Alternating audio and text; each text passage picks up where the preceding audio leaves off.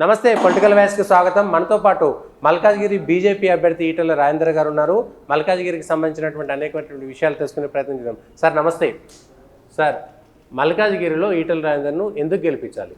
దేశాన్ని రేపు మోడీ గారే మళ్ళీ పరిపాలించాలని చెప్పి భావిస్తుంది కాబట్టి మల్కాజ్గిరి ప్రజలు కూడా అందులో భాగమనే విషయం మనం మర్చిపోవద్దు.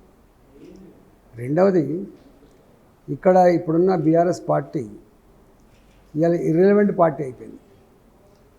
ఇక్కడ ఉన్నటువంటి అధికారంలో కాంగ్రెస్ పార్టీ మొన్న అంటేనేమో కేసీఆర్ మీద ఉన్న కోపంతో ఓట్లేసి గెలిపించిండ్రు, అనేక గ్యారంటీలు ఇచ్చిండ్రు. ఏ ఒక్క గ్యారంటీ కూడా అమలు చేయగలిగే సత్తా శక్తి ఉన్నట్టు కనబడతలేదు.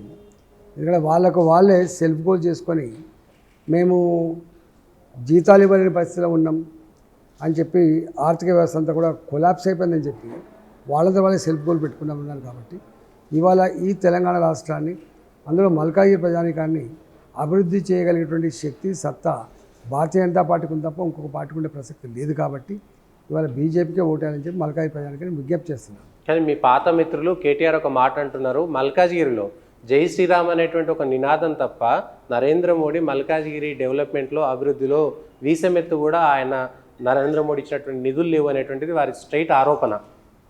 ఇప్పుడు నా దగ్గర ఎల్బీనగర్ కాన్స్టిట్యున్సీలో కట్టిన మొత్తం ఫ్లైఓవర్లు కేంద్ర ప్రభుత్వం ఇచ్చిన డబ్బుతో కడుతున్నారు. అక్కడి నుంచి వెళ్ళి నిర్మాణం చేస్తున్న 8 లేన్ రోడ్ 1000 కోట్ల రూపాయలతోటి ఆ నియోజకవర్గంలో, అది కూడా కేంద్ర ప్రభుత్వం ఇచ్చింది. ఇవాళ ఉప్పల్లో కడుతున్నటువంటి ఫ్లైఓవర్ కానీ అటు నుంచి వెళ్ళి మొత్తం అక్కడ దాకా ఇచ్చినటువంటి నేషనల్ హైవే కానీ కేంద్ర ప్రభుత్వం ఇచ్చిన నిధులే 1000 కోట్ల రూపాయలు, 100 కోట్లు కూడా కాదు. ఇవాళ మొట్టమొదటిసారిగా 175 ఎకరాల ల్యాండ్ని క్లియర్ చేసి, ఆర్మీ ల్యాండ్ క్లియర్ చేసి అల్వాల్ మీదుగా షామీర్పేట వరకు కానీ, అదేవిధంగా కొంపల్లి మీదుగా మేడ్చల్ వరకు కానీ నిర్మాణం చేసేటువంటి ఫ్లైఓవర్లు అన్నీ కూడా కేంద్ర ప్రభుత్వ నిధులతో చేస్తున్న విషయం వాళ్ళకి తెలియదు. ఇదంతా పక్కబెట్టు. ఇవాళ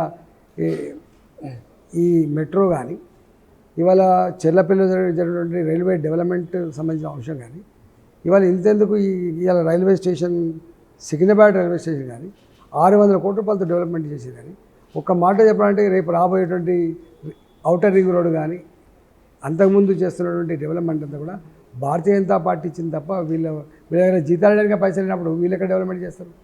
మాటలు మాట్లాడే ముందు ఆచితూచి మాట్లాడితే మంచిగా.